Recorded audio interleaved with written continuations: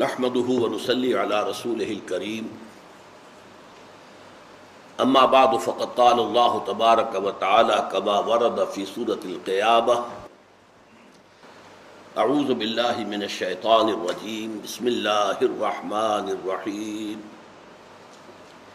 لا اقسم بيوم القيامة ولا اقسم بالنفس اللوامة أيحسب الإنسان أن لن نجمع عظامه بلى قادرين على أن نسوي بنانه بل يريد الإنسان ليفجر أمامه يسأل أيان يوم القيامة فإذا برق البصر وخسف القمر وجمع الشمس والقمر يقول الإنسان يومئذ أين المفر كلا لا وزر إلى ربك يومئذ المستقر ينبأ الإنسان يومئذ بما قدم وأخر بل الإنسان على نفسه بصيرة ولو ألقى معاذيره لا تحرك به لسانك لتعجل به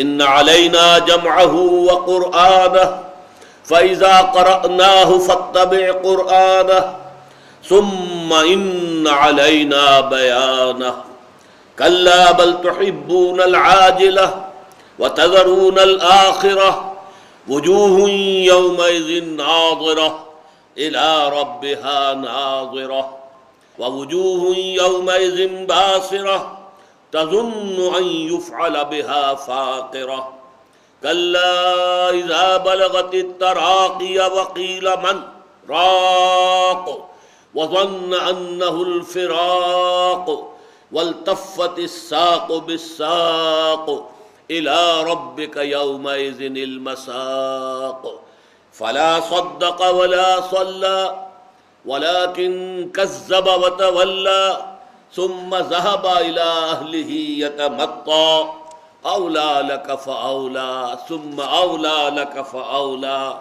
أيحسب الإنسان أن يترك سدى ألم يكن نطفة من مني يمنى ثم كان علقة فخلق فسوى فجعل منه الزوجين الذكر والأنثى أليس ذلك بقادر على أن يحيي الموتى بلى إن الله على كل شيء قدير ونحن على ذلك من الشاهدين والشاكرين والحمد لله رب العالمين رب اشرح لي صدري ويسر لي أمري واحلل عقدة من لساني يفقهوا قولي اللهم ربنا ألهمنا رشدنا وأعذنا من شرور أنفسنا اللهم ارنا الحق حقا وارزقنا اتباعه وارنا الباطل باطلا وارزقنا اجتنابه آمین یا رب العالمین۔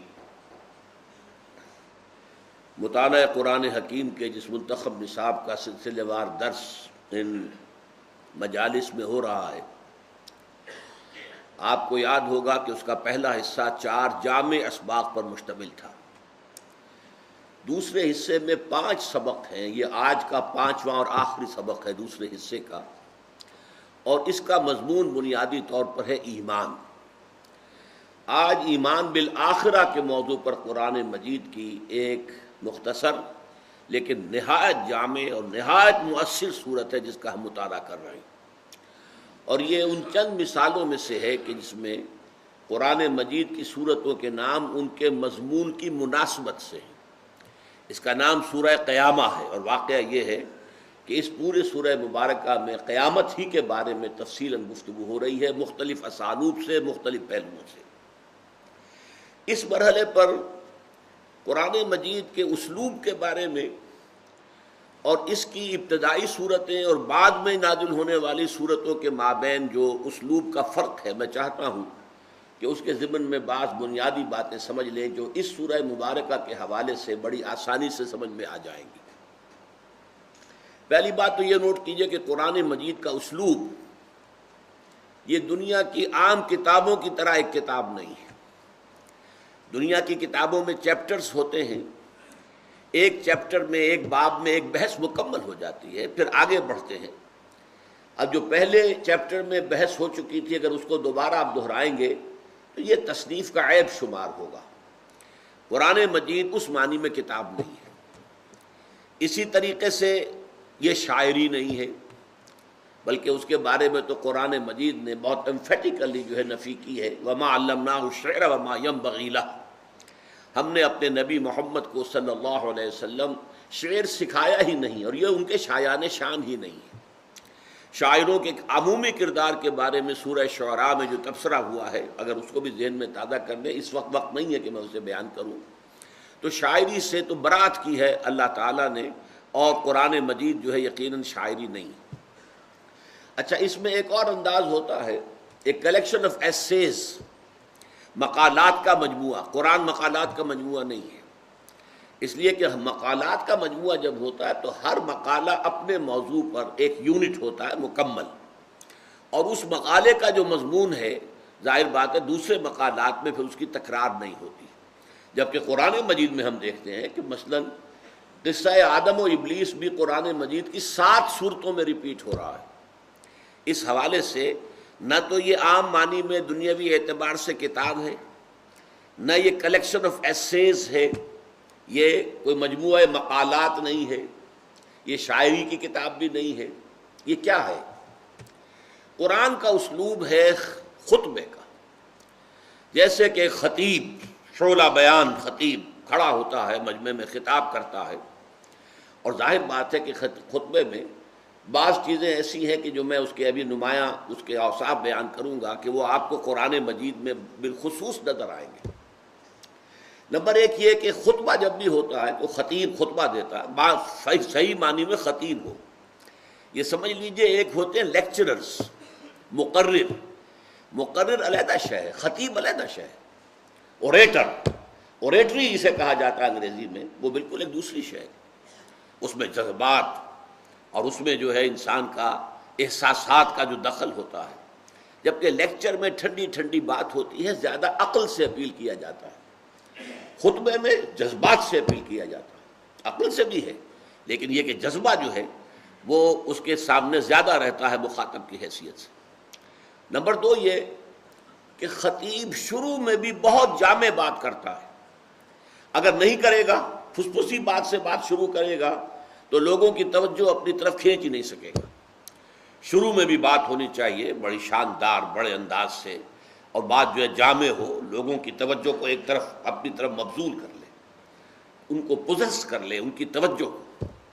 پھر یہ کہ دوران خطبہ مشرق مغرب شمال جنوب کی باتیں ہوں گی، لیکن آخر میں جا کر پھر نہایت جامع بات پر جو ہے خطبہ ختم ہوگا، تاکہ خطیب جو کچھ کہنا چاہتا ہے وہ لاسٹنگ امپریشن لے کر جو اس کے سامنے ہیں، جو سامعین تھے اس مجلس میں جنہوں نے وہ خطبہ سنا ہے، وہ جب جائیں تو ان کے ذہنوں پر ایک امپریشن بہت گہرا ہو، اور وہ ظاہر بات ہے کہ لاسٹنگ امپریشن ہوتا ہے۔ یہی چیز آپ دیکھیں گے قرآن مجید میں سورتوں کی ابتدائی آیات، اختتامی آیات بڑی اہم ہوتی ہیں، بہت جامع ہوتی ہیں، انہیں فواتح سور اور خواتیم سور کہا جاتا ہے، وہ آیتیں جن سے سورتوں کا آغاز ہوتا ہے اور وہ آیتیں جن سے سورتوں کا اختتام ہوتا ہے، فواتح اور خواتیم، وہ بہت جامع ہوتی ہیں۔ اس کی بہت سی مثالیں میں دے سکتا ہوں لیکن اس وقت اس کا موقع نہیں۔ تیسری بات جو خطبے کے اندر بہت خاص ہوتی ہے وہ تحویل الخطاب ہے۔ آپ کو معلوم ہے کہ ایک خطیب فرض کیجئے کہ مسجد کے ممبر پر کھڑا ہوا تقریر کر رہا ہے، یا کسی پولیٹیکل پلیٹ فارم پر جلسے میں کھڑا تقریر کر رہا ہے، تو کبھی وہ حاضرین سے اس طور سے خطاب کرے گا گویا کہ وہ موجود نہیں ہے، صیغہ غائب کے اندر خطاب شروع کر دے گا۔ لوگوں کو یہ جاننا چاہیے اور لوگوں کو یہ سمجھنا چاہیے، حالانکہ وہ سمجھانا چاہ رہا ہے ان کو، بجائے یہ کہنے کہ آپ کو یہ سمجھنا چاہیے، آپ کو یہ جان لینا چاہیے، اس کی بجائے لوگوں کو یہ سمجھ لینا چاہیے، یہ بات لوگوں کی سمجھ میں آ جانی چاہیے۔ کبھی وہ غائب کو حاضر فرض کرتا ہے۔ ایوب خان کے زمانے میں کوئی مقرر کھڑا ہوتا تھا، جنرل صاحب ذرا ہوش کیجئے، ہوش ٹھکانے آنے چاہیے، آپ کیا کر رہے ہیں، غلط کام کر رہے ہیں۔ حالانکہ ظاہر بات ہے جنرل ایوب تو مجمع میں موجود نہیں ہوتے۔ آج بھی کوئی مقرر کرے گا اور وہ جنرل مشرف کو مخاطب کر لے گا جلسے کے اندر کھڑے ہو کر یا اپنے خطبہ جمعہ کے اندر، حالانکہ وہ وہاں موجود نہیں ہے۔ تو کبھی غائب کو حاضر فرض کر لینا، کبھی حاضر کو غائب فرض کر کے گفتگو کرنا، اور ابھی ایک سے بات ہو رہی تھی، ابھی کسی اور سے بات شروع ہو گئی۔ اس میں یہ ہوتا ہے کہ مقالے میں اور کتاب میں بھی ہوتا ہے، لیکن وہاں یہ کہ انڈیکیشن دی جاتی ہے۔ مصنف یا مقالہ نگار یہ کہتا ہے اب میں چند باتیں ان حضرات سے کہنا چاہتا ہوں، یہ انڈیکیشن دے کر وہ اپنا خطاب کا رخ بدلتا ہے کہ ابھی کچھ اور لوگوں سے خطاب ہو رہا تھا، لیکن اب میں چند باتیں، چند گزارشات ان لوگوں کی خدمت میں پیش کرنا چاہتا ہوں۔ یہاں یہ نہیں ہوگا، کوئی انڈیکیشن نہیں ہوگی، بات فوراً جو ہے تحویل خطاب ہو جائے گا۔ ابھی کسی سے گفتگو ہو رہی تھی، ابھی کسی اور سے شروع ہو گئی ہے، ابھی منکرین قیامت سے بات ہو رہی تھی، ابھی اہل ایمان سے بات شروع ہو گئی ہے، ابھی جو مخالفین تھے حضور کے ان سے بات ہو رہی تھی، ابھی حضور سے بات شروع ہو گئی ہے، اور اس میں کوئی انڈیکیشن نہیں ہوتی کہ یہ بات اب ہم ان سے کہہ رہے ہیں۔ یہ آپ کو سمجھنا ہوتا ہے قرآن مجید کا سیاق و سباق جو ہے آیات کا، کہ اب یہاں پر رخ بدل گیا ہے، یہاں خطاب بدل گیا ہے۔ ایک بات اور نوٹ کر لیجئے قرآن مجید کے اسلوب کے اعتبار سے، کہ جو جدید زمانے میں ایک بلینک ورس کا تصور ہے، آزاد نظم، اس سے کچھ قرآن مجید کی کچھ صورتیں جو ہیں اس کے مشابہ ہیں، کہ جیسے ایک شاعری جو ہوتی ہے، شعر اصل میں غزل ہے، نظم ہے، اس میں تو یہ کہ ردیف اور قافیہ اور وزن یہ ساری چیزیں آئیں گی، بحر اس بحر سے باہر ہو گیا، وزن سے یہ خارج ہو گیا، وغیرہ وغیرہ، یہاں سکتہ ہو گیا، وہ تو ساری شرطیں پوری کرنی پڑتی۔ بلینک ورس میں یہ نہیں ہے، وہاں یہ کہ ایک مصرع چھوٹا ہے، ایک لمبا چلا جا رہا ہے۔ البتہ یہ کہ جو قوافی ہوتے ہیں ان میں کچھ مناسبت ہوتی ہے۔ قرآن مجید میں جو بڑی صورتیں ہیں اور ان میں جو بڑی آیتیں آتی ہیں، اگرچہ ان میں بھی فواصل کہیں گے، ہم قوافی نہیں کہیں گے، قافیہ شعر کے لیے کہتے ہیں، شعر کا یہ قافیہ ہے، لیکن یہ ہے کہ قرآن مجید میں آیات کے فواصل، یعنی جہاں پر کہ آیت ختم ہوتی ہے اس کے اندر کچھ صوتی آہنگ ہوتا ہے، اس میں کوئی شک نہیں، لیکن بڑی لمبی آیتوں میں وہ نمایاں نہیں ہوتا، چھوٹی صورتوں کے اندر چھوٹی آیتوں بہت نمایاں ہوتا ہے۔ میں نے ابھی اسی لیے ایک خطبے کے انداز میں آپ کو سورہ قیامت سنائی ہے، میں نے عام قرات کا جو انداز ہوتا ہے، تلاوت کا جو انداز ہوتا ہے، وہ اختیار نہیں کیا۔ آج سورہ قیامہ جو میں نے پڑھی آپ کے سامنے، اس میں خطبے کا انداز ہے، اگر میں کھڑے ہو کر یہ خطبہ دے رہا ہوتا تو وہ اور انداز جو ہے واضح ہو جاتا۔ اور مجھے یاد ہے یہ کوئی 25-30 برس قبل کا واقعہ ہے، مسجد خضرہ سمن آباد میں ایک جمعے میں میں نے اسی سورہ قیامہ پر تقریر کی تھی، اور وہاں پھر میں نے کھڑے ہو کر، اس زمانے میں تقریر کرتا تھا، وہ اب آج کی طرح کی میری معذوریاں نہیں تھی، تو میں نے جس انداز میں سورہ قیامہ اس وقت پڑھی تھی، اس کی لذت خود مجھے آج تک محسوس ہوتی ہے۔ تو اس کے اندر خطاب کا انداز جو ہے، خطبے کا انداز بہت نمایاں ہے۔ آپ نے دیکھا ہوگا یہاں جو فواصل ہیں، اب پہلے جو ہے ایک طرح کے فواصل آ رہے ہیں، اب شروع کی آیتیں 6 آیتیں جو ہیں، لا اقسم بیوم القیامہ، اب یہ مہ چلے گا، ولا اقسم بالنفس اللوامہ، ایحسب الانسان ان لن نجمع عظامہ، بلا قادرین علی ان نسوی بنانہ، بل یرید الانسان لیفجر امامہ، یسأل ایان یوم القیامہ۔ 6 آیتوں میں فواصل جو آ رہے ہیں، یہ بالکل اس طریقے سے کہ جیسے ان میں صوتی آہنگ بھی ہے اور بہت قرب ہے۔ اس کے بعد وہ فواصل بدل گئے، فَإِذَا بَرِقَ الْبَصَرُ وَخَسَفَ الْقَمَرُ وَجُمِعَ الشَّمْسُ وَالْقَمَرُ يَقُولُ الْإِنسَانُ يَوْمَئِذٍ أَيْنَ الْمَفَرُّ كَلَّا لَا وَزَرَ إِلَىٰ رَبِّكَ يَوْمَئِذٍ الْمُسْتَقَرُّ يُنَبَّأُ الْإِنسَانُ يَوْمَئِذٍ بِمَا قَدَّمَ وَأَخَّرَ۔ اب یہ قوافی آ رہے ہیں۔ اسی طریقے سے آگے چل کر دیکھیں گے، كَلَّا بَلْ تُحِبُّونَ الْعَاجِلَةَ وَتَذَرُونَ الْآخِرَةَ وُجُوهٌ يَوْمَئِذٍ نَاظِرَةٌ إِلَىٰ رَبِّهَا نَاظِرَةٌ وَوُجُوهٌ يَوْمَئِذٍ بَاسِرَةٌ تَظُنُّ أَن يُفْعَلَ بِهَا فَاقِرَةٌ۔ اب یہ وہ قوافی، اس کے بعد پھر بدلتا ہے، كَلَّا إِذَا بَلَغَتِ التَّرَاقِيَ وَقِيلَ مَنْ رَاقٍ وَظَنَّ أَنَّهُ الْفِرَاقُ وَالْتَفَّتِ السَّاقُ بِالسَّاقِ إِلَىٰ رَبِّكَ يَوْمَئِذٍ الْمَسَاقُ۔ پھر آخری دوسرا رکوع جو ہے 10 آیتیں، وہ ایک ہی فواصل پر چلیں گے، فَلَا صَدَّقَ وَلَا صَلَّىٰ وَلَٰكِنْ كَذَّبَ وَتَوَلَّىٰ ثُمَّ ذَهَبَ إِلَىٰ أَهْلِهِ يَتَمَطَّىٰ أَوْلَىٰ لَكَ فَأَوْلَىٰ ثُمَّ أَوْلَىٰ لَكَ فَأَوْلَىٰ أَيَحْسَبُ الْإِنسَانُ أَن يُتْرَكَ سُدًى أَلَمْ يَكُ نُطْفَةً مِّن مَّنِيٍّ يُمْنَىٰ ثُمَّ كَانَ عَلَقَةً فَخَلَقَ فَسَوَّىٰ فَجَعَلَ مِنْهُ الزَّوْجَيْنِ الذَّكَرَ وَالْأُنثَىٰ أَلَيْسَ ذَٰلِكَ بِقَادِرٍ عَلَىٰ أَن يُحْيِيَ الْمَوْتَىٰ۔ یہ میں نے تجزیہ کر کے آپ کو بتایا کس طور سے ان کو ہم سٹینزاز کہہ سکتے ہیں، کہ یہ جو ہے بلینک ورس کے انداز کی یہ جو ہے آزاد نظم محسوس ہو رہی ہے، اور اس میں جو مختلف اس میں آتے ہیں حصے، ان میں جو فواصل ہیں وہ کس قدر صوتی آہنگ کتنا نمایاں ہے۔ تو پہلی بات تو میں نے آج عرض کی، خاص طور پر یہ پہلو چونکہ سورہ قیامہ میں بہت نمایاں ہے، یہ خطبے کے انداز میں، یہ اوریٹری ہے، اس کے اندر اس میں جذبات سے اپیل ہے، اس میں عقلی اور منطقی بات بہت کم ہے، وہ دبی ہوئی ہے، چھپی ہوئی ہے، موجود ہے لیکن وہ نمایاں نہیں، خفی انداز میں ہے۔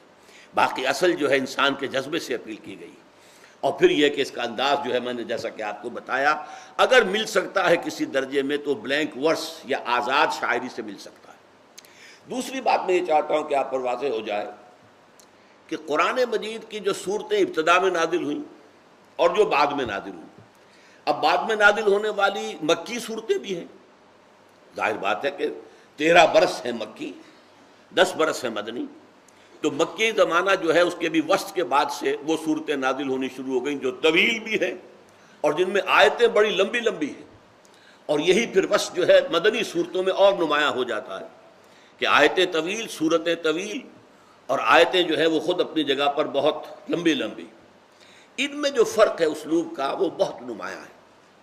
مثلاً یہ کہ اس کا تقابل ہم یہاں کر لیتے ہیں، اس لیے کہ ہمارا پچھلا سبق جو تھا سورہ تغابن، اس کے 2 رکوع تھے، وہ لیٹر مدنی پیریڈ کی صورت ہے، یعنی دور جو قیام مدینہ منورہ ہے حضور کا، اس کا لیٹر ہاف، سن 5 ہجری کے بعد، یہ ہے سورہ تغابن کا زمانہ نزول۔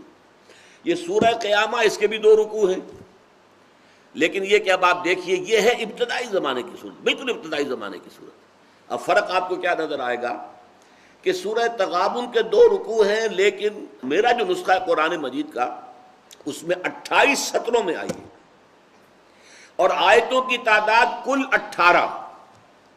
سورہ قیامہ کی بھی 2 رکوع ہیں لیکن 18 سطروں میں آ گئی ہے، اور آیتوں کی تعداد 40۔ دس از دی کنٹراسٹ۔ یہاں چھوٹی چھوٹی آیتیں، لا اقسم بیوم القیامہ ولا اقسم بالنفس اللوامہ ایحسب الانسان ان لن نجمع عظامہ، چھوٹی چھوٹی آیتیں۔ تو نمبر 1 یہ کہ جو ابتدائی مکی صورتیں ہیں ان میں آیتیں چھوٹی ہیں، بعد کی مکی صورتوں میں بھی اور پھر مدنی صورتوں میں بھی آیتیں جو ہے لمبی ہو جاتی ہیں۔ پھر یہ کہ ابتدائی دور کی مکی صورتوں میں صوتی آہنگ بہت نمایاں، جیسا کہ ابھی میں نے آپ کو سورہ قیامہ پڑھ کر سنائی ہے، کس قدر اس کے اندر یوں سمجھیے ڈیوائن میوزک ہے، اس کے اندر، اس میں ایک ملکوتی غنا ہے، ایک موسیقی ہے، یہ ڈیوائن میوزک ہے، اس کے اندر وہ صوتی آہنگ موجود ہے، وہ فواصل کا معاملہ، اس کی مناسبت موجود ہے۔ سورہ تغابن میں وہ بات آپ کو نظر نہیں آئے گی۔ یوں سمجھیے کہ جیسے یہاں پر جو ہے ردم جو ہے بہت تیز ہے، فلو تیز ہے، اور سورہ تغابن میں وہ بڑے آرام سے بات چلی ہے۔ 18 آیتیں ہیں کل 2 رکوعوں کی، یہاں 40 آیتیں ہیں 2 رکوعوں کی، حالانکہ مصحف میں اس کی 28 سطریں ہیں اور اس کی 18 سطریں۔ اچھا یہ نوٹ کیجئے، اس کی مثال بہترین جو میں دیتا رہا ہوں کہ پہاڑی ندی نالے اور میدانی دریا، ان کے اندر کیا فرق ہوتا ہے؟ آپ نے کبھی کاغان ویلی گئے ہوں تو دریا کاغان کو دیکھا ہو، وہ جو دریا ہے اس کا نام تو کچھ اور ہے، کنہار۔ ہاں، اب کنہار مانو چھوٹی سی نالی نظر آتی ہے، گہرائی بہت ہوتی ہے اور بہاؤ کتنا تیز ہوتا ہے، بڑے بڑے پتھر چلے آ رہے ہیں بڑے تیز۔ یہی دریا پھر جا کر دریائے جہلم میں مل جاتا ہے۔ آگے دریائے جہلم کو دیکھیے، پنجاب کے اندر آرام سے چلا آ رہا ہے، پاٹ اب چوڑا ہو گیا ہے، گہرائی کم ہو گئی۔ دریائے سندھ کو دیکھیے آپ، یا اگر آپ بلتستان کے ایریا میں دیکھیں گے تو بعض جگہوں پر تو لکیر نظر آتی ہے صرف، کیونکہ آپ پہاڑ کی اونچائی پر ہیں، دونوں طرف اونچے اونچے پہاڑ ہیں، ان دونوں کے درمیان وادی کے اندر سے دریا گزر رہا ہے، اوپر سے ایک لکیر نظر آتی ہے اور اس کی گہرائی کا آپ اندازہ نہیں کر سکتے، بہت گہری۔ وہ تو پہاڑ جو ہے جا رہے ہیں نیچے تک، اور ان کا جو نیچے باٹم تک وہ دریا جو ہے اوپر، اس کی چوڑائی بہت کم ہے۔ وہی دریائے سندھ، اور اس میں جوش و خروش ہے اور بہاؤ ہے اور تیزی ہے، شور ہے، موجیں اٹھ رہی ہیں، جھاگ اٹھ رہا ہے، لیکن وہی دریائے سندھ جا کے دیکھ لیجئے، کہیں 12 میل چوڑا ہو گیا، کہیں 14 میل چوڑا ہو گیا، کہیں کتنا چوڑا ہو گیا ہے، لیکن نہ وہ جوش و خروش ہے، نہ وہ شور اور ہنگامہ ہے، بڑے آرام سے پرسکون طور پر وہ دریا چل رہا ہے۔ تو جو یہ لمبی آیات قرآن مجید کی ہیں، اور مکی صورتوں کا جو آخری دور ہے اور مدنی صورتیں تقریباً سب، وہ میدانی دریاؤں کے مانند ہیں۔ چوڑی آیات، بڑی آیات، فلو جو ہے بہت پرسکون، بڑے اطمینان کے ساتھ، بغیر کسی خاموشی کے، بغیر کسی شور و شغب کے، بغیر کسی جوش کے، وہ آرام سے چل رہا ہے۔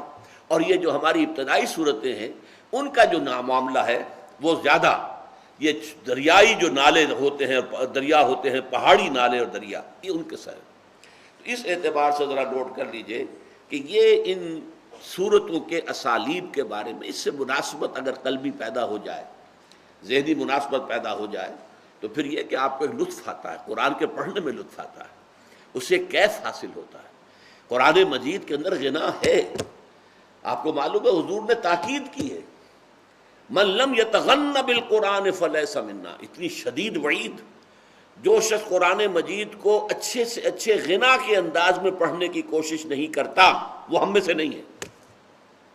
فرمایا زین القرآن باصواتکم، اگر اللہ نے تمہیں اچھی آواز دی ہے تو اچھی آواز سے، حسن صوت سے، حسن قرات کے ساتھ قرآن کو پڑھو، قرآن کو مزین کرو اپنی آوازوں سے۔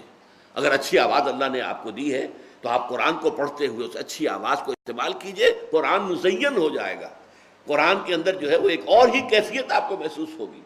اور یہ جو دنیا کے اندر کہا جاتا ہے کہ موسیقی جو ہے روح کی غذا ہے، تو واقعہ یہ ہے کہ عام موسیقی جو دنیا میں ہو رہی ہے، اور بد نصیب جو اس وقت کا دور ہے، یہ پاپ میوزک جو ہے، یہ تو سوائے انسان کے جو سفلی جذبات ہیں ان کو حرکت میں لانے کے اس کا کوئی کام نہیں۔ پرانے زمانے کے لیے ایک موسیقی ایک ہوتی تھی جو سنجیدہ ہوتی تھی، اس میں یقیناً یہ ہے ایک بڑا فرق میں آپ کو بتاتا ہوں۔ پچھلے زمانے کی موسیقی سن کر آدمی کا یہ سر جو ہے یہ وجد میں آتا تھا، آدمی جھومتا تھا سر کے وجد کے ساتھ۔ آج کی موسیقی میں پورا انسان کا نچلا جسم جو ہے وہ دھڑکتا ہے، دھڑکتا ہے اور چلتا ہے، دوڑتا ہے۔ یہ انسان کے سفلی اور گھٹیا اور نچلے جذبات کو حرکت میں لانے والی شے ہے۔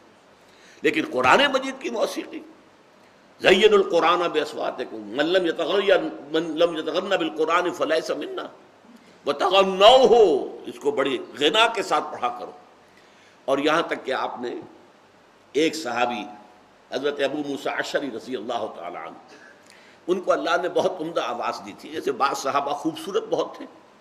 حضرت دحیہ کلبی رضی اللہ تعالی عنہ بہت حسین انسان تھے، چنانچہ حضرت جبرائیل جب انسانی شکل میں آتے تھے تو حضرت دحیہ کی صورت اختیار کر کے آتے تھے، دحیہ کلبی۔ اسی طرح صوت جو ہے، صوتی آہنگ اور اچھی آواز، یہ اللہ تعالیٰ نے حضرت ابو موسیٰ اشعری کو عطا فرمائی تھی۔ تو ایک مرتبہ حضور رات کو گشت پر تھے، آپ نے دیکھا حضرت ابو موسیٰ اشعری کے مکان کے قریب سے، مکان کیا ہوتا تھا، حجرے ہوتے تھے چھوٹے چھوٹے سے، وہاں یہ تھوڑا ہی تھا کہ اب یہ اتنا بڑا باہر کا کمپاؤنڈ ہے، پھر اس کے اندر جو ہے وہ کوئی ڈیوڑی آئے گی، پھر چھوٹے چھوٹے حجرے تھے۔ تو حضور حضرت ابو موسیٰ اشعری کے حجرے کے بعد کھڑے ہو کر قرآن سنتے رہے۔ وہ قرآن پڑھ رہے تھے رات کو تہجد میں، اور جس کیفیت کے ساتھ پڑھ رہے تھے تو حضور کافی دیر تک کھڑے ہو کر سنتے رہے۔ پھر اگلی صبح فجر میں جب ملاقات ہوئی تو حضور نے تحسین فرمائی، یا ابا موسیٰ انک قد اوتیت مزمارا من مزامیر آل داود، اے ابو موسیٰ اشعری، آپ کو تو اللہ نے آل داود کے سازوں میں سے ایک ساز عطا کیا ہے۔ حضرت داؤد علیہ السلام کو اللہ تعالیٰ نے لحن داؤدی مشہور ہے، بہت اچھی آواز، حسین آواز دی تھی۔ وہ جب تہجد کے اوقات میں، اور جس کو ہم کہتے ہیں small hours of the morning, یہ صبح کے 3 بجے، 4 بجے، 2 بجے، جب وہ اللہ تعالیٰ کے حمد کے ترانے جو ہیں الاپتے تھے، تو قرآن مجید کی گواہی یہ ہے کہ پہاڑ بھی ان کے ساتھ وجد میں آ جاتے تھے اور پرندے بھی ان کے ساتھ آواز ملاتے تھے۔ یہ تاثیر تھی لحن داؤدی کی حضرت داؤد علیہ السلام کے پڑھنے میں۔ تو حضور نے فرمایا جیسے اللہ تعالیٰ نے حضرت داؤد کے گلے میں ایک ساز رکھ دیا تھا، وہ ساز کوئی باہر کا ساز نہیں ہے، بلکہ وہ گلے کے اندر ساز ہے جو اللہ تعالیٰ نے بہترین آواز دی ہے، خوبصورت آواز دی ہے، ایک غنا والی جو ہے غنائی آواز دی ہے۔ تو جیسا اللہ تعالیٰ نے یہ مزمار عطا کیے تھے آل داؤد کو، اے ابو موسیٰ تمہیں بھی اللہ نے انک قد اوتیت مزمارا من مزامیر آل داود، آل داود کے سازوں میں سے ایک ساز اللہ نے عطا کر دیا۔ تو یہ چیزیں جو ہیں جیسا کہ میں نے عرض کیا کہ ابتدائی جو صورتیں ہیں ان میں یہ بہت نمایاں ہے، یہ آہنگ اور یہ تیز فلو اور ایک خاص جو ہے صوتی اس کا اثر ہے اس کے اندر۔ اور میں نے تو آپ کو اپنا تجربہ بتایا ہے کہ بعض صورتوں سے مجھے کچھ ایک طرح سے آج میں سوچتا ہوں تو کہتے ہوئے بھی مجھے ڈر لگتا ہے، لیکن یہ کہ کیفیت تھی مجھ پر یہ کہ مجھے کچھ بودھ سا تھا، انقباس ہوتا تھا۔ سورہ رحمان، سورہ واقعہ اور سورہ دہر، اس میں یہ زیادہ ذکر ہے جنت کی نعمتوں کا، اور یہ حور اور غلمان اور شرابیں اور فلاں اور فلاں اور فلاں اور میوے اور پھل اور یہ اور وہ اور دودھ کی نہریں اور شہد کی نہریں۔ یہ جو ہے افراطی تھی، یہ تو ہمارے جو دنیا دار لوگ ہیں ان کی دلچسپی کی چیزیں ہیں، روحانیت سے ان چیزوں کا کیا سروکار ہے؟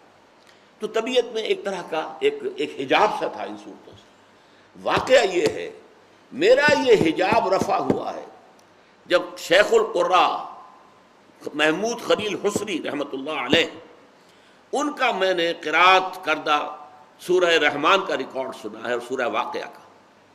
یہ آئے تھے صدر ناصر صاحب جب آئے تھے، 50s کی بات ہے، جب صدر ناصر صاحب دورے پر آئے تھے پاکستان کے، تو ان کے ساتھ قاری محمود خلیل حسری آئے تھے۔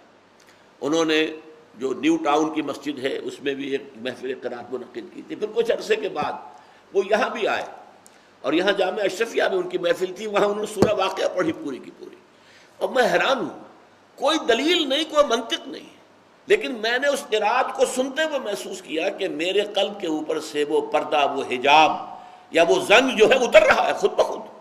یہ اس کا صوتی اثر ہے، قرآن مجید کی آواز کے اندر ایک اثر ہے۔ اسی لیے قرآن مجید کو اگر کوئی شخص سمجھتا نہیں ہے، اگر پڑھتا ہے صحیح طور پر، وہ بھی کسی نہ کسی فائدے سے محروم نہیں رہتا۔ ہاں، قرآن اس لیے آیا کہ آپ سمجھیں، اسے سمجھ کر پڑھیں، اس لیے آیا کہ آپ اس پر عمل کریں، لیکن یہ کہ محض قرآن کی تلاوت چاہے وہ سمجھ میں نہ آئے، اس کے اندر جو ملکوتی غنا ہے، جو ڈیوائن میوزک ہے، وہ یقیناً انسان پر اثر انداز ہوتی ہے۔ بہرحال یہ چند باتیں میں نے چاہی تھی کہ آج اس سورہ قیامہ کے حوالے سے آپ حضرات کے سامنے رکھوں۔ اب آئیے ہم اس کا لفظ بلفظ مطالعہ شروع کرتے ہیں۔ بسم اللہ الرحمن الرحیم۔ لا اقسم بیوم القیامہ، یہاں یہ نوٹ کیجئے، یہ بھی قرآن کے اسالیب میں سے ایک اسلوب ہے۔ قرآن مجید میں پنکچویشنز نہیں ہیں، فل سٹاپ قرآن میں نہیں ہے۔ یہ آیتوں کے نشان بھی بعد میں لگائے گئے ہیں۔ حضور کے زمانے میں، دور صحابہ میں آیتوں کے نشان بھی نہیں تھے کہ یہاں آیت ختم ہو گئی، یہاں یہ نہیں، کچھ نہیں۔ اور یہ جو لکھے ہوتے ہیں کہیں قف، یہاں رک جاؤ، یہاں وقف لازم ہے، یہاں لا لگا ہوا، یہاں مت رکنا، یہ ساری چیزیں جو ہے ڈائریکشنز، یہ اجمیوں کے لیے ہیں، ان لوگوں کے لیے جن کی مادری زبان عربی نہیں ہے۔ قرآن مجید جن لوگوں کے لیے ابتداءً نازل ہوا تھا وہ عرب تھے، ان کی اپنی زبان تھی، انہیں ان چیزوں کی ضرورت نہیں تھی، وہ سمجھتے تھے۔ اس حوالے سے یہاں اصل میں لا اقسمو، اگر لا کو اقسمو کے ساتھ جوڑ کر پڑھیں گے تو اس کا ترجمہ ہوگا میں قسم نہیں کھاتا، لیکن یہ نہیں ہے۔ مفسرین نے لکھا کہ لا یہاں زائدہ ہے، بے معنی ہے، نہیں، بے معنی نہیں ہے، قطعاً نہیں ہے، یہ غلط بات ہے، بلکہ یہاں لا کے بعد ایک وقفہ ہے، لا اقسم بیوم القیامہ، جسے ہم انگریزی میں کوما لگائیں گے، نے I swear by the day of resurrection. یہ نے اور نے کے بعد ایک کوما، اس کا مطلب یہ نے علیحدہ ہے۔ کیا مطلب ہے؟ تمہارے ذہنوں میں جو خناس بھرا ہوا ہے وہ غلط ہے، تمہیں جو شکوک و شبہات ہے قیامت کے وقوع میں وہ غلط ہے، تمہاری ساری باتیں پادر ہوا ہیں، میں ان سب کی نفی کرتا ہوں۔ لا اقسم بیوم القیامہ، میں قسم کھاتا ہوں قیامت کے دن کی۔ اب ایک تو نمبر سمجھیے، قیامت کہتے کسے؟ ہمارے ہاں اردو میں غلط العام کے طور پر قیامت کہتے ہیں الساعہ کو۔ قرآن مجید میں دو الفاظ علیحدہ علیحدہ ہے، الساعہ، جب قیامت جسے ہم قیامت کہتے ہیں آئے گی اور یہ سارے کرے ٹکرا جائیں گے اور سورج سوا نیزے پر آ جائے گا اور زلزلہ آئے گا، یا ایھا الناس اتقوا ربکم ان زلزلۃ الساعۃ شیء عظیم، یہ جو قیامت کا ساعت کا زلزلہ ہے وہ بہت بڑی شے ہے، اسے قرآن قیامت نہیں کہتا، وہ الساعہ والساعۃ ادھیٰ وامر، وہ جو ہے ساعہ، جبکہ یہ ہلچل بچ جائے گی پوری کائنات کے اندر، تباہی آئے گی، وہ در حقیقت بہت ہی کڑوی شے ہے اور بہت ہی وہ خوفناک شے ہے۔ قیامہ کا لفظ اصل میں قرآن مجید میں ہے ریزریکشن کے لیے، جب قبروں سے اٹھ کر کھڑے ہو جائیں گے۔ فَإِذَا هُمْ قِيَامٌ يَنظُرُونَ، قیامہ بعد سے بعد الموت کے لیے لفظ قیامہ ہے، نوٹ کر لیجئے، اس لیے کہ قیامت جسے ہم کہتے ہیں وہ در حقیقت اس کے کئی مرحلے ہیں۔ پہلے سور پھونکا جائے گا، ایک زلزلہ آئے گا، بہت پرہیبت معاملہ ہوگا، بہت خوفناک صورت ہوگی۔ فَصَعِقَ مَنْ فِي السَّمَاوَاتِ وَمَنْ فِي الْأَرْضِ إِلَّا مَنْ شَاءَ اللَّهُ، جو بھی آسمانوں میں ہوں گے زمین میں ہوں گے سب بے ہوش ہو کر گر جائیں گے سوائے اس کے کہ جن کو اللہ چاہے۔ عام خیال یہ کہ سوائے حملۃ العرش، وہ جو فرشتے ہیں جو اللہ کے عرش کو اٹھائے ہوئے، صرف وہ بچیں گے، ان پر موت طاری نہیں ہوگی، ورنہ ساری آسمانی مخلوق پر، تمام فرشتوں پر، تمام جنات پر، تمام انسانوں پر موت طاری ہو جائے گی۔ یہ ہے الساعہ۔ اب اس کے بعد کتنا عرصہ گزرے گا ہم نہیں جانتے، پھر دوبارہ سور میں پھونکا جائے گا، ثم نفخ فیہ اخری فاذا ہم قیام ینظرون، جب دوبارہ سور میں پھونک ماری جائے گی تو وہ سب کے سب کھڑے ہوں گے۔ یخرجون من الاجداث سراعا کانہم الی نصب یوفضون، وہ اپنی اپنی قبروں سے نکل کر ایسے دوڑیں گے جیسے کہ کوئی ہدف ہے جس تک پہنچنا ہے، انہیں دوڑ لگا رہے ہیں ایک دوسرے کی طرف۔ یہ ہے قیامت۔ اس روز پھر انسان کو اللہ کے سامنے کھڑے ہونا پڑے گا، جواب دہی کرنی پڑے گی۔ Grand accountability of the day of judgement, he will have to face it. تم کیا کر کے لائے ہو، میں نے تمہیں کیا کیا کیا کیا دیا اور تم نے کیا کیا، اس کا حساب کتاب ہوگا۔ اس کے لیے ایک حدیث بڑی جامع ہے کہ فرمایا لن تزول قدم ابن آدم حتی یسأل عن خمس، ابن آدم، آدم کی نسل کے کسی فرد کے قدم ہل نہیں سکیں گے کٹہرے سے۔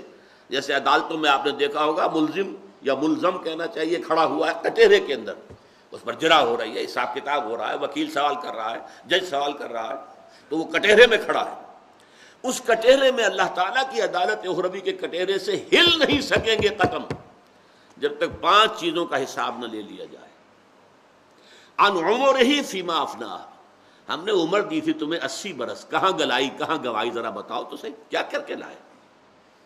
80 برس میں کیا خیر بنایا، کیا نیکی کمائی، بتاؤ۔ وان شباب ہی فیما ابلا، اور خاص طور پر اس عمر کا ایک حصہ تھا شباب، جوانی، امنگیں تھیں، ولولے تھے، حوصلے تھے، جسم میں طاقت تھی، اس میں کیا کیا تھا؟ وہ جوانی کہاں گنوائی تھی یا کہاں گلائی تھی، جس کے لیے لفظ استعمال ہوتا ہے ہمارے یہاں۔ تو عن عمرہ فیما افناہ وعن شبابہ فیما ابلاہ وعن مالہ من این اکتسبہ وفیما انفقہ، مال کا پیسے کا حساب دو، کہاں سے کمایا تھا، حلال سے کہ حرام سے، اور کہاں خرچ کیا تھا، جائز میں یا ناجائز میں، گلچھروں میں، بدماشیوں میں، عیاشیوں میں، یا نیکیوں میں، خیر میں، بھلائی میں، اللہ کے دین کی خدمت میں، ادائے حقوق میں، لاؤ حساب۔ اور آخری وَعَمَّا عَمِلَ فِيمَا عَلِمَ، جو علم تمہیں حاصل ہوا اس میں عمل کتنا کیا۔ یوں سمجھیے کہ اگر علم انسان کو زیادہ حاصل ہو جائے تو اکاؤنٹیبلٹی بھی اسی نسبت سے بڑھ جائے گی۔ جس شخص کے پاس علم کم ہے اس کا حساب کتاب بھی اسی معاملے میں کم ہوگا، جس کے پاس پیسہ کم ہے اسی طرح اس کا حساب کتاب بھی کم ہوگا۔ جس کو اللہ نے دنیا میں پیسہ زیادہ دیا ہے اسے تو حساب چکاتے دیر لگے گی بڑی، بہت مشکل سے چھٹکارا ہوگا۔ جیسے انکم ٹیکس والے اگر IRA جو ہے امریکہ میں، وہ اگر کسی کے اوپر ہاتھ ڈال دے تو پھر ان کے لیے قیامت آ جاتی ہے۔ وہ تو پھر یہ کہ اس کے چنگل سے نکلنا کسی انسان کے بس کا روگ نہیں ہے۔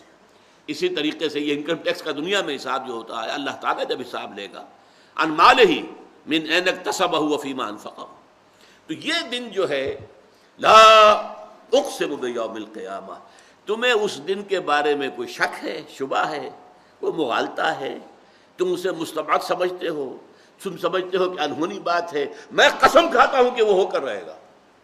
یہ بالکل وہی اسلوب ہے جو ہمارے پچھلے درس میں تھا سورہ تغابن میں، زعم الذین کفروا ان لن یبعثوا، یہ کافر جو ہیں اس زوم میں مبتلا ہو گئے، اس خام خیالی میں مبتلا ہو گئے کہ انہیں اٹھایا نہ جائے گا۔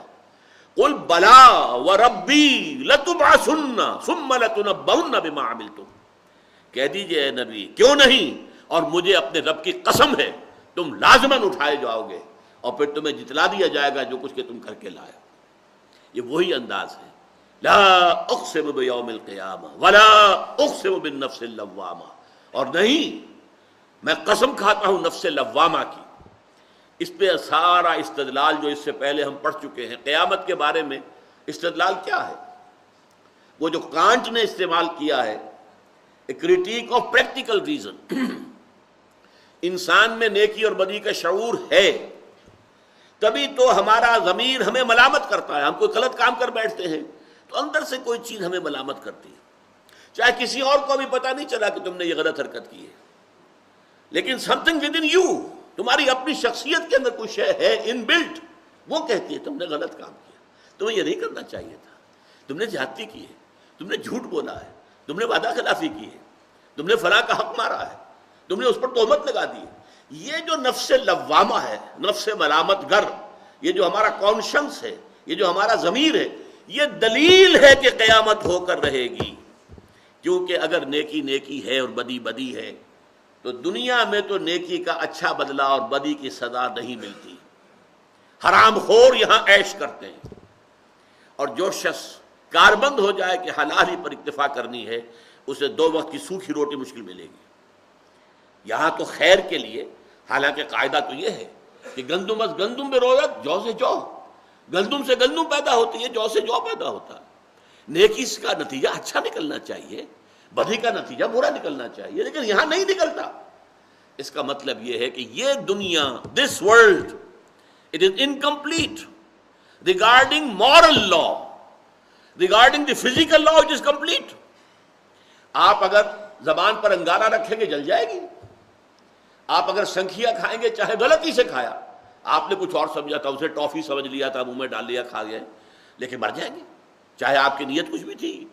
اس لیے کہ فزیکل لا جو ہے وہ یہاں ایفیکٹو ہے، وہ لازماً اپنا نتیجہ نکالتا ہے، مورل لا نتیجہ نہیں نکالتا۔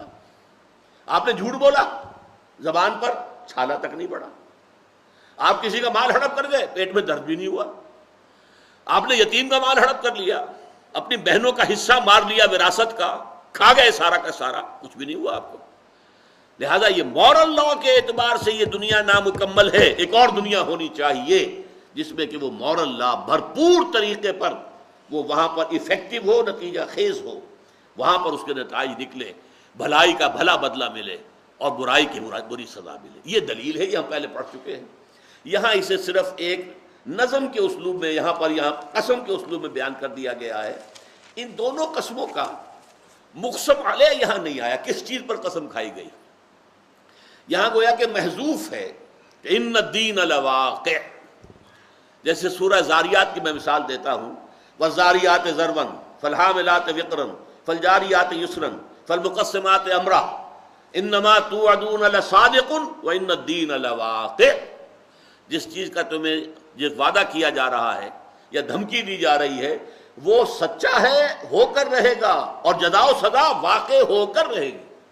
یہ جزا و سزا کا وقوع جو ہے، اس کا یقینی ہونا، یہ در حقیقت یہاں مقسم علیہ ہے۔ لا اقسم بیوم القیامہ ولا اقسم بالنفس اللوامہ ایحسب الانسان ان لن نجمع عظامہ۔ کیا انسان یہ سمجھتا ہے کہ ہم اس کی ہڈیاں جمع نہ کر سکیں گے؟ یہ وہ عام آدمی جو کہتے تھے جب ہم ہڈیاں ہو جائیں گے، ہماری جو ہے مٹی ہو کر مٹی میں مل جائیں گے، ہماری ہڈیاں بھی جو ہے وہ کھرکھری اور بربری ہو جائیں گی، یہ سب کے پھر ہمیں دوبارہ اٹھا لیا جائے گا۔ ہیہات لما توعدون، انہونی بات ہے، انہونی بات ہے، نہیں ہو سکتا۔ یہ خامخواہ کی بات کہہ رہے ہیں، یہ ہو ہی نہیں سکتا۔ اوآباؤنا الاولون، کیا ہمیں بھی اٹھا لیا جائے گا؟ ہمارے آباء و اجداد جنہیں مرے ہوئے سینکڑوں برس ہو گئے، انہیں بھی دوبارہ اٹھا لیا جائے گا؟ نہیں، یہ انہونی بات ہے۔ اس میں اصل شے کیا ہے؟ اللہ تعالیٰ کی صفت قدرت کی نفی ہے۔ دیکھیے یہاں جن لوگوں سے گفتگو ہو رہی ہے، یہ معین کر دیجئے پہلے، وہ اللہ کے منکر نہیں ہے، وہ منکر ہے قیامت کے، ریزریکشن کے، بعث بعد الموت کے، اللہ کے منکر نہیں ہے۔ اللہ کے ساتھ فرض کیجئے انہوں نے شریک ٹھہرا لیے، لیکن یہ کہ وہ انکار اللہ کا نہیں ہے۔ کسی مشرکانہ نظام میں ایک بڑے خدا کا انکار نہیں ہے۔ اللہ، بڑا اللہ، وہ ایک ہی ہے، عربوں کے نزدیک بھی وہ ایک ہی تھا۔ آلہہ یہ چھوٹے تھے، چھوٹے معبود، لات، عزیٰ، منات، حبل، یہ سب چھوٹے معبود تھے۔ بڑے جی سے لکھے جانے والا گاڈ، وہ چاہے یونان میں اور چاہے روم میں وہ ایک ہی رہا ہے ہمیشہ، لیکن چھوٹے جی سے گاڈز اینڈ گاڈیسز وہ بے شمار ہیں، ان کے کنبے ہیں، خاندان ہیں، ان کی بیویاں ہیں، ان کے فلاں ہیں، ان کی ڈائنسٹیز ہیں، ان کی تعداد آپ گن نہیں سکتے، وہ گاڈز اینڈ گاڈیسز ہیں، لیکن انہیں لکھا جائے گا چھوٹے جی سے، بڑے جی سے نہیں۔ ہندوستان میں پرماتما، مہادیو تو ایک ہے، مہادیو کس کا مطلب یہ ہے دی گریٹسٹ دیوتا، وہ تو ایک ہی ہوگا نا۔ مہا کسے کہتے ہیں؟ مہاتما کسے کہتے ہیں؟ مہا آتما، فلاں شخص جس کی روح بہت بڑی ہے، جو روح کے اعتبار سے، روحانی اعتبار سے بہت اونچا ہے۔ مہا بھارت، دی گریٹر بھارت۔ تو اسی طریقے سے ایک ہے مہادیو، بڑا دیو، بڑا دیوتا، اور دیویاں اور دیوتا بے شمار ہے، مہادیو تو ایک ہی ہے۔ تو خدا کا انکار نہیں تھا، انکار تھا ریزریکشن کا۔ اب ظاہر بات ہے کہ یہاں پر جو اعتراض کیسے ہوگا، اس کا مطلب یہ کہ اللہ تعالیٰ کی صفت قدرت کی نفی ہو رہی ہے۔ اللہ ہر شے پر قادر نہیں تو وہ اللہ نہیں، اگر وہ ہر شے پر قادر نہیں تو وہ خدا نہیں ہے، پھر وہ تو علی کل شیء قدیر ہے، جو چاہے کرے، فعال لما یرید ہے۔ ایحسب الانسان ان لن نجمع عظامہ، کیا یہ انسان سمجھتا ہے کہ ہم اس کی ہڈیاں جمع نہ کر سکیں گے؟ بلا، کیوں نہیں۔ اب یہاں دیکھیے وہ بھی خطابی انداز ہے، دلیل نہیں ہے، بلا کیوں نہیں، قادرین علی ان نسوی بنانہ، ہم تو اس پر قادر ہیں، اس کی ایک ایک پور درست کر دیں گے۔ بڑی ہڈیوں کا کیا کہنا ہے، ایک ایک پور جو ہے انگلیوں کی، اس کو بھی درست کر دیں گے، جوڑ دیں گے، برابر کر دیں گے۔ بل یرید الانسان لیفجر امامہ، بڑی گہری بات اب کی ہے۔ یہ جو انسان انکار کرتا ہے بعث بعد الموت کا اور آخرت کا، یہ کیوں کرتا ہے؟ اس لیے نہیں کہ اس کے پاس کوئی دلیل ہے، اصل وجہ کیا ہے؟ انسان چاہتا ہے کہ فسق و فجور کے اپنے عمل کو جاری رکھے، چھٹتی نہیں ہے منہ سے یہ کافر لگی ہوئی، حرام خوری کر رہا ہے تو چاہتا ہے کہ حرام خوری جاری رکھے۔ اگر آخرت کو مان لے گا تو گویا کہ سیلف سینسر دل کے اندر بیٹھ جائے گا کہ آپ کوئی حرام خوری مت کرو، جواب دہی کرنی ہوگی، کسی پر ظلم نہ کرو، جواب دہی کرنی ہوگی، بدلہ ملے گا، سزا ملے گی۔ تو قیامت کی وجہ سے انسان کو اپنے طرز عمل پر نظر ثانی کرنی پڑتی ہے۔ یہ بالکل ایسے ہی ہے جیسے کہ محاورتاً ہم کہتے ہیں کہ کبوتر جو ہے اگر دیکھے کہ بلی مجھ پر جھپٹ رہی ہے تو وہ اپنی آنکھیں بند کر لیتا ہے۔ اب اس کا یہ مطلب تو نہیں کہ بلی غائب ہو گئی، بلی تو آئے گی، جھپٹے گی، کھا جائے گی، آنکھیں بند، وہ دیکھ نہیں سکتا، دیکھنے کی تاب نہیں لاتا، اپنی آنکھیں بند کر لیتا۔ اسی طریقے سے یہ لوگ آخرت اور قیامت سے اپنی آنکھیں بند کرنا چاہتے ہیں۔ لیفجرا، فسق و فجور کی زندگی جو انہوں نے اختیار کی ہوئی ہے، امامہ، اپنے آگے، اپنے مستقبل میں اس کو جاری رکھنا چاہتے ہیں۔ ایک رائے یہ بھی ہے کہ اپنے ضمیر کے سامنے ڈٹائی کے ساتھ وہ یہ چاہتے ہیں کہ درو گویم بر روئے تو، اپنے ضمیر کو ڈانٹ کر کہہ رہا انسان، تو جتنا چاہے مجھے ملامت کر لے، میں نے حرام خوری کرنی ہی کرنی ہے۔ یہ گویا کہ بل یرید الانسان لیفجر امامہ، اصل سبب یہ ہے کہ یہ قیامت کا انکار کرتا ہے، آخرت کا انکار کرتا ہے۔ یسأل ایان یوم القیامہ، پوچھتا ہے کب ہوگا قیامت کا دن۔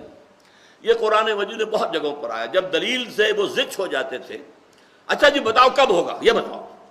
اب ظاہر بات ہے یہ وہ چیز ہے کہ جس کو اللہ تعالیٰ نے اپنے لیے خاص علم رکھا ہوا ہے، نہ کسی فرشتے کو معلوم ہے کہ قیامت کب آئے گی، نہ کسی نبی کو، رسول کو، کسی کو معلوم نہیں، حضور کو بھی معلوم نہیں تھا قیامت کب آئے گی، اس کا علم اللہ نے اپنے پاس رکھا ہے، لہذا اس کا جواب تو نہیں ملے گا۔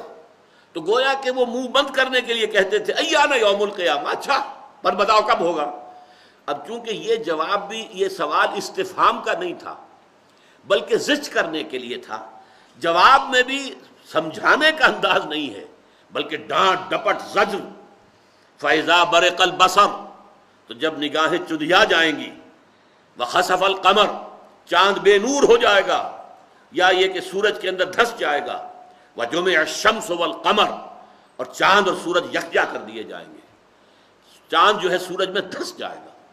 یہ کوئی بڑا حادثہ جو میں نے کہا تھا، وہ جو الساعہ ہے، اس میں کہ ہمارا یہ سارا نظام جو ہے نظام شمسی، اس میں بہت بڑا خلل اور بہت بڑا اختلال رونما ہوگا۔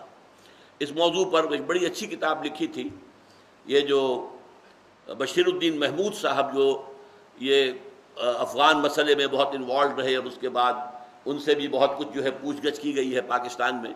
تو انہوں نے کتاب لکھی تھی mechanics of the doomsday, اس لیے کہ وہ فزسسٹ ہیں، فزکس کے ماہر ہیں. تو انہوں نے قیامت کیسے آئے گی اس کو اس جدید جو ہے فلکیات، علم فلکیات کے حوالے سے، کاسمولوجی کے حوالے سے انہوں نے اس پر بحث کی ہے. اس پہ مجھ سے انہوں نے فارورڈ لکھوایا تھا، وہ میں نے لکھا تھا. بہرحال اس وقت صرف اس کا حوالہ دے رہا ہوں، جس کا بھی جی چاہے وہ کتاب حاصل کرے اور جو فزکس جانتا ہو پڑھ سکتا ہو. فَإِذَا بَرِقَ الْبَصَرُ وَخَسَفَ الْقَمَرُ وَجُمِعَ الشَّمْسُ وَالْقَمَرُ يَقُولُ الْإِنسَانُ يَوْمَئِذٍ أَيْنَ الْمَفَرُّ. یہی انسان اس وقت کہے گا ہے کوئی بھاگ جانے کی جگہ، کہیں مجھے پناہ مل جائے گی کہ نہیں. کَلَّا لَا وَزَرَ، نہیں، کوئی ٹھکانہ نہیں، کوئی پناہ گاہ نہیں، کوئی محفوظ جگہ نہیں. اِلَىٰ رَبِّكَ يَوْمَئِذٍ الْمُسْتَقَرُّ، اس دن تو تمہیں لازماً کشاں کشاں اپنے رب کے حضور ہی میں جا کر کھڑے ہونا ہے. يُنَبَّأُ الْإِنسَانُ يَوْمَئِذٍ بِمَا قَدَّمَ وَأَخَّرَ، اور اس دن انسان کو بتا دیا جائے گا جو کچھ کہ اس نے پیچھے چھوڑا اور جو کچھ کہ آگے بھیجا، یا جسے اس نے مقدم کیا یا جسے مؤخر کیا. بارک اللہ لی ولکم فی القرآن العظیم ونفعنی وإیاکم بالآیات والذکر الحکیم.